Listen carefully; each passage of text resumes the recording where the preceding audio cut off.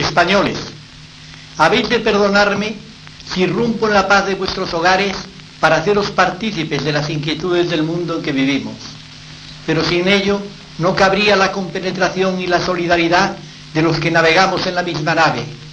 ¿Qué importa que ésta sea resistente si el temporal aumenta? Toda navegación requiere la unidad, la solidaridad y la disciplina de los embarcados bajo la sabia dirección de su capitán.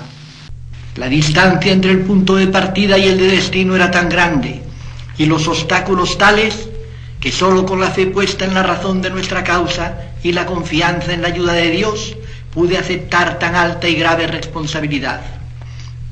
A ellas han consagrado toda mi voluntad, mis pensamientos y mis energías. Quien recibe el honor y acepta el peso del caudillaje, en ningún momento puede legítimamente acogerse al relevo ni al descanso. Ha de consumir su existencia en la vanguardia de la empresa fundacional para la que fue llamado por la voz y la adhesión de su pueblo, enraizando y perfeccionando todo el sistema levantado. Por otro lado, las clases llamadas a la noble función de magisterio o de ejemplaridad social, ante la tentación del esnovismo político, de modernismos ideológicos o de la popularidad malentendida, de la ambición desmedida o del resentimiento, han vuelto la espalda a la única tarea que precisamente justificaba su preeminencia. Débiles morales prefirieron navegar a favor de la corriente antes que asumir las responsabilidades del siempre duro, arriesgado y difícil ejercicio de la auténtica capitanía.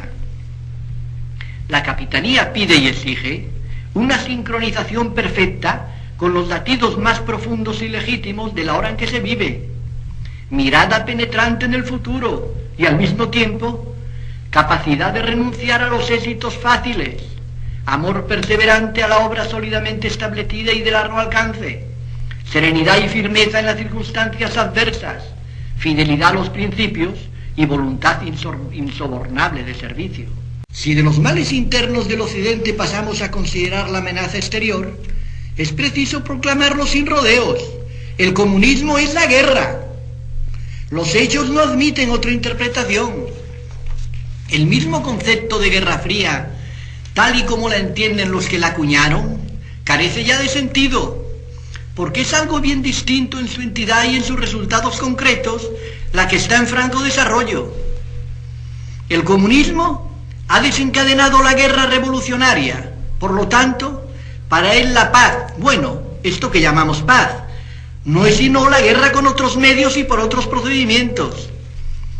Estos medios y procedimientos de la guerra revolucionaria no tienen más limitación que la que en cada momento impone y exige la utilidad de los propios fines de sus promotores. El que en sus juicios o planteamientos no cuente antes de pronunciarse con este fenómeno es práctica y socialmente un irresponsable. Si por las razones que fuere prescinde de este dato esencial y determinante, de hecho es un colaborador, inconsciente puede ser, pero muy eficaz del comunismo. Insistimos en que hoy es un dato esencial. Tanto es así que sin él, en lo político, en lo social, en lo cultural, en lo económico y hasta en el apostolado religioso, el problema sería distinto. Pero hoy por hoy, queramos o no, el mundo está en guerra porque se la ha declarado el comunismo internacional.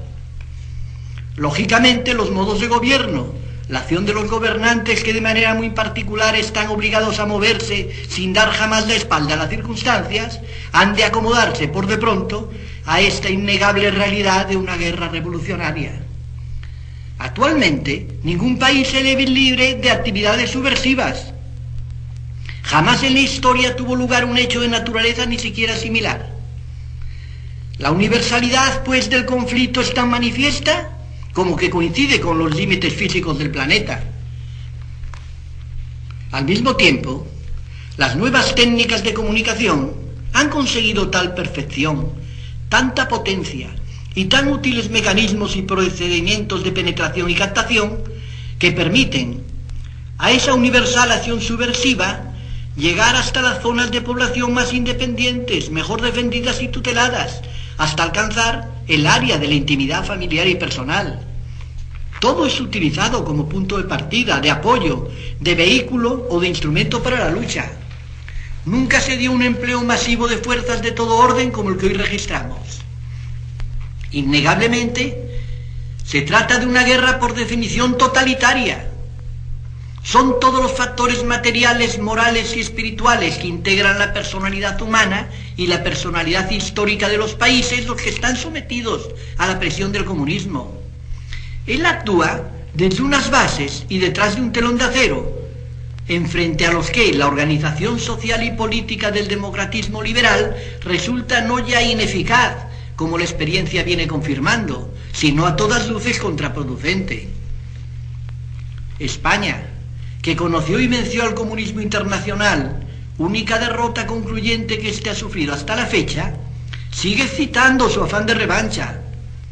Pero frente a ello, mantenemos nuestro triunfo, traduciendo a realidades nuestros postulados sociales y no bajando la guardia, atentos siempre a sus maniobras.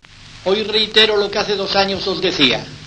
Nuestra nación, por su ubicación en el espolón de Europa, que bajo las aguas del estrecho se une con el continente africano, y por las del archipiélago canario en la proximidad de su costa atlántica y de nuestro Sahara, tiene la responsabilidad histórica de constituir el centinela avanzado de esta era geográfica, que si es trascendental para el occidente, es vital para nuestra nación.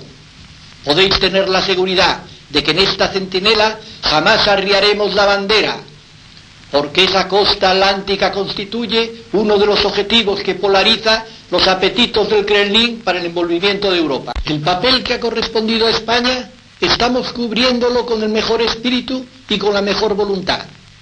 Pidamos a Dios, que es el que en última instancia decide la suerte de los pueblos, que en este próximo año de 1961 siga dispensando su ayuda a nuestra patria para conservar la unidad y para servir a la paz y a la justicia, y que tenga también en su mano al mundo que tanto lo necesita. Por lo que a nosotros toca, permanezcamos incondicionalmente leales a estas permanentes consignas: unidad religiosa, unidad social y unidad política, pilares firmes de nuestra paz, de nuestra grandeza y de nuestra libertad. ¡Arriba España!